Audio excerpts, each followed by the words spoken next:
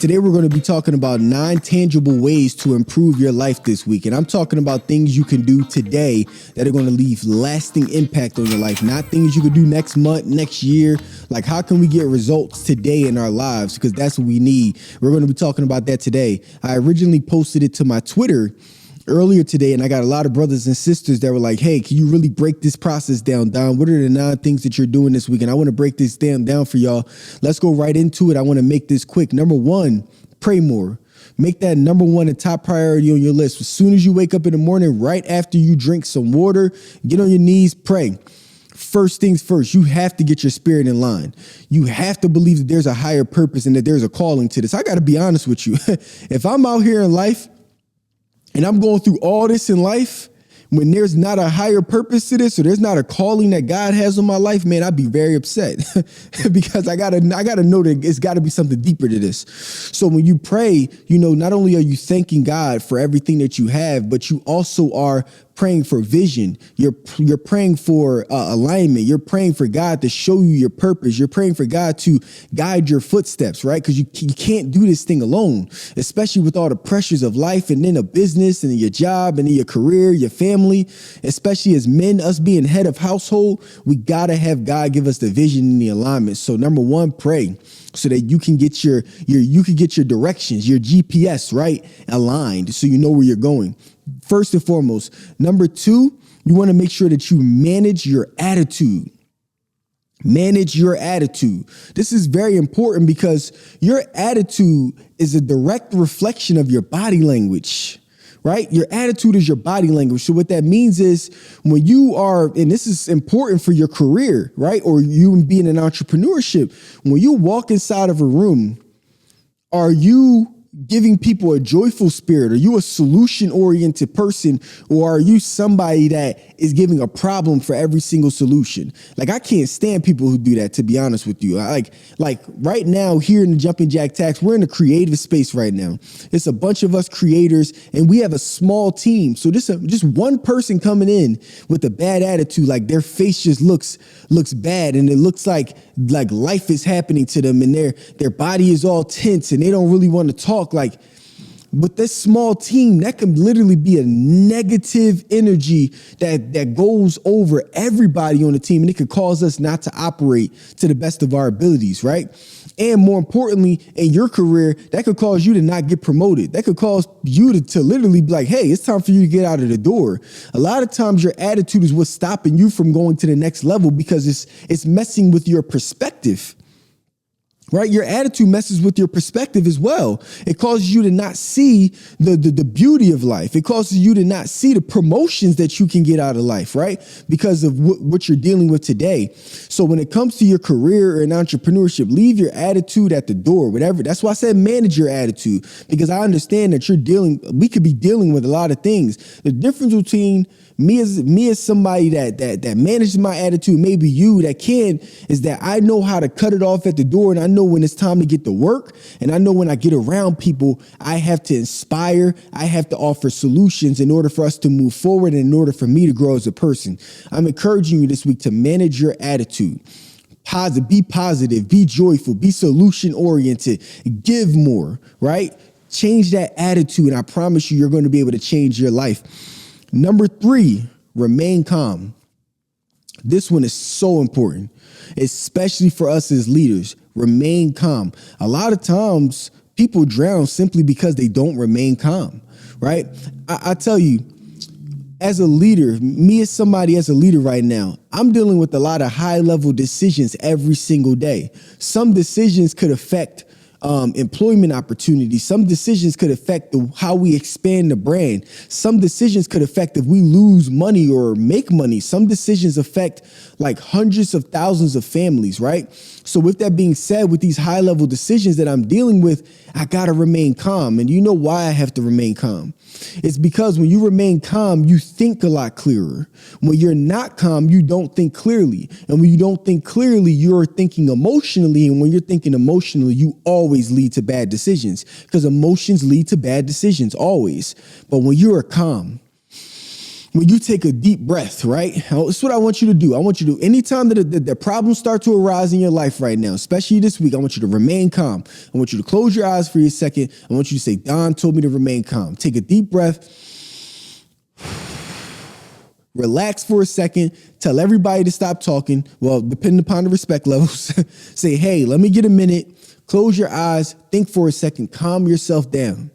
After calming yourself down, you're going to be able to start making a decision, a great decision, right? High level decisions that are going to be able to benefit you and other people around you. Don't operate out of emotion this week. Operate out of logic this week. Make better high level decisions this week, but you can only do that through remaining calm. And the way that you do that is when you're overwhelmed.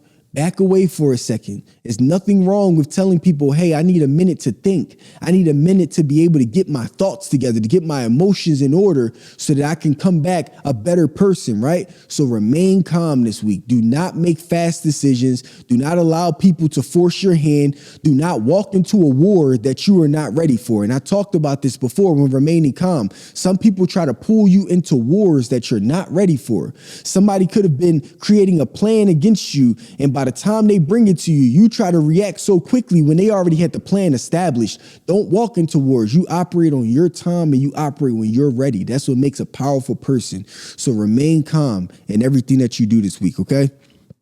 Number 4, most important, work out. Work out or train. This is vitally important. This builds stamina. You feel better when you work out. Walking up a flight of steps and being out of breath does not feel good for anybody, right? So working out and eating better, your entire body's going to feel better. Your mentality starts to feel better, right? Listen, I know whether it be a career or entrepreneurship, it's hard to squeeze in working out.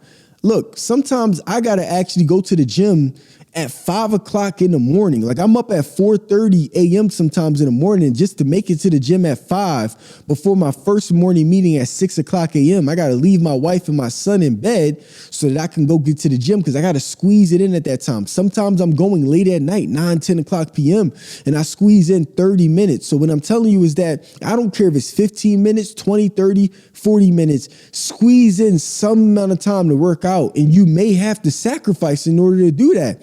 But you got to sacrifice to get 1% better each and every day. So work out more, please. I promise you, it's going to change your entire life this week. Sacrifice in order to do it, okay? So work out. Number 5, audit your bank statements.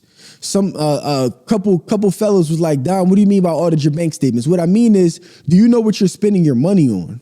Right? Do you know what you're spending your money on? If I were to ask you right now, what do you spend the most money on? You should be able to tell me because you audit your bank statements. If I ask you right now, what are some bad spending habits that you have? You should be able to tell me, right? You want to audit those statements. So what I want you to do is go log into your bank account. I want you to pull your bank statements and I want you to look at the things that you're spending money on. I want you to pull it to the front. It needs to be on the top of your mind because you can't change something unless you're aware of it. I want you to make yourself aware this week of what you're spending your money on. Okay? Because once you make yourself aware, you can start making better spending habits at that point. Right? Instead of spending so much money, okay, now, damn, you know what? Maybe I should cut the coffee. Damn, I didn't even realize that I spent $100 this week on lunch when I could have packed my lunch and could have invested that money, that extra $100, and that $100 could have started working for me. A lot of times we say we don't have money for things, but the reason why we say we don't have money is because we're not auditing our bank statements enough. So I want you to be responsible. Audit your bank statements this week and realize what you're spending your money on and say, I'm going to make that change this week.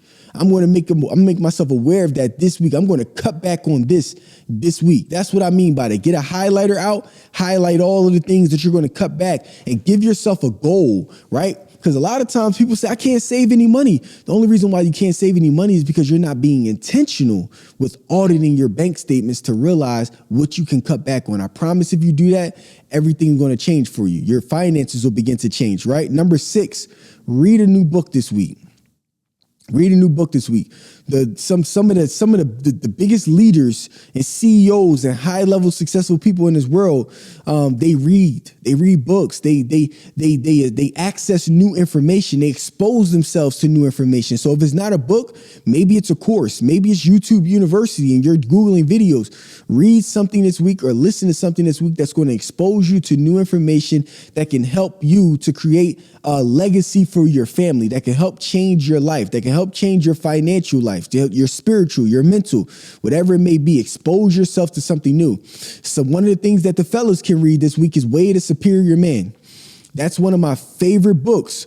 The Way to Superior Man. Buy it off Amazon. Read this book. It's going to change your entire outlook and your perspective as a man. I've read the book about twice. It's a great book. One of my other favorite books for ladies and fellas that you can read as well. How to Win Friends and Influence People. A phenomenal book that's going to help you to understand how to operate in rooms, whether it's your career or just being in life in general, how to influence people, how to make friends, right? How to make sure people like you. Because when you have great relationships, those great relationships can turn into longevity, can turn into legacy for you. So those are two top books that I would say read today. Way to Superior Man for my fellas, How to Win Friends and Influence People. And I'll throw in the third one, Just Because, Start With Why by Simon Sinek. Amazing book. Is going to help you to get your purpose and everything aligned, right? What is your why and why with what you're doing in life? So read a book this week. It's going to change your life. Number 7, detox from drugs and alcohol. This is vitally important because this ties into everything, right? Because again, when I talk about auditing your bank statements, how much money are you spending on alcohol each week? How much money are you spending out at the bar? Like, it's nothing wrong with taking a drink, right? And ain't nothing wrong with that. I drink wine from time to time, right? But here's the thing. Are you managing that though? Like for all my fellas, ladies, whatever it may be, you smoke weed. Cool. That's fine. It's being legalized all over the country. I'm cool with that. But here's the thing. Are you managing it or is the weed managing you? And that's the real question you got to ask yourself, because if the weed is managing you, if the alcohol is managing you, you have a problem at that point. Because now it's no longer just a recreational thing. It's a habit that you can't break, and now it's controlling your life. And if it's controlling your life at this point, that's something that has to change. Nothing in this world should ever be controlling your life. Nothing. You should have full control over everything that you do and know when to stop it and when to pick it back up. So I need you to detox from that. And the only way to know if it's controlling your life or not is if you have the ability of detoxing and saying, hey, you know what? This week I'm making a conscious decision that I'm not smoking weed, I'm not doing alcohol, or I'm not popping pills, whatever it may be. And if you can literally do that, then you know it's not controlling you. If you can't do that, then you know it's a bad habit that you really need to act on immediately, because it's not going to do you any good in your future. Not going to do you any good. Having that type of habit won't do you any good at all. Number 8, invest 10% of your paycheck, at least 10% of your paycheck. Invest that into the stock market. Now, what do I mean by that? Don't put that 10% in your savings account, because we talked about this before. Savings accounts do not give you any yield at all. And what I mean by yield is interest, meaning that your money should be earning money at all times. The bank is not allowing you to earn any money. It's like 0.05%. That's literally a smack in the face for them to be able to take that money and to reinvest it, and you're not making anything. So what I want you to do is take at least 10% of your check. I want you to go ahead and download an app called E-Trade or Webull, right? Or TD Ameritrade. You could do either one. I use E-Trade, which is one of them. Download E-Trade, set up a brokerage account. When you set up an individual brokerage account, you can actually you can go into your brokerage account. You can set up a recurring transfer from your bank account on a specific day and say, I want this amount of money from my check every 2 weeks or every week, however you get paid. I want this to be transferred to my E-Trade account. Let E-Trade automatically take the money and go straight to your brokerage account. This is what I do. Once it goes into your brokerage account, at that point, you have the money there. And then one of the easiest things that you can invest in right now is an ETF, the S&P 500. We're not even going to talk about other stocks that you can invest in right now. If you literally know nothing at this point right now, you can invest into an S&P 500 ETF. There's a bunch that you can do. SPY. You got SPY, you got VOO, you can look up both of them, and there are others. I'm not even going to give you the full answer. I want you to research S&P 500 ETFs, and I want you to look at some of the tickers that you can invest in. But I want you to take 10% of that check and put it into your E-Trade, and I want you to just slowly start investing in the S&P 500 ETF. And then from there, I want you to start exposing yourself a little more to trading and long-term investing and buying and holding and options. And if you want to get deeper into that, I'm more of a S&P 500 buy and hold type guy on really quality companies that I love and I like Microsoft and etc.